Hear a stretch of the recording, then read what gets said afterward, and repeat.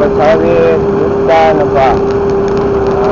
Bagian daripada Bukit Jalil. Belakang kita tadi tu stadium. Depannya kita pun nak nampak Pavilion Bukit Jalil. Type baru shopping complex tu. Besar. Ikut hotel fair Pavilion Bukit Jalil, nampak. Tahun depannya nampak Tarun Jaya Pitung. Nampak Bukit Jalil berapa yang cantik tu. Corner ni sebelah kanan tu Bukit Jalil ni. Stadium lah. Pavilion nampak. Ni sebelah kanan ni. Nak naik dia ke atas jembatan tu pusing kiri, nampak. Tu Pavilion Bukit Jalil kiri. Dia ni sebelah kiri. Tu sebelah kanan. Nampak. Besar dia ni atas sana.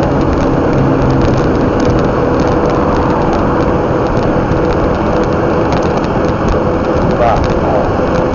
Ni dia Pavilion Bukit Jalil, nampak. Dia punya besar. Dia tak lawan Abu Aira, nampak. Abu Aira dan lagi besar.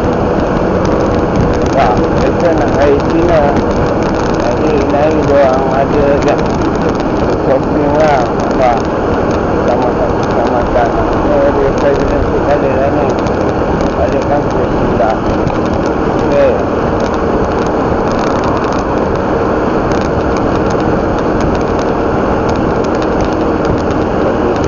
Rumah anak buah nak tengok studio dia. Anak buah kita ada studio.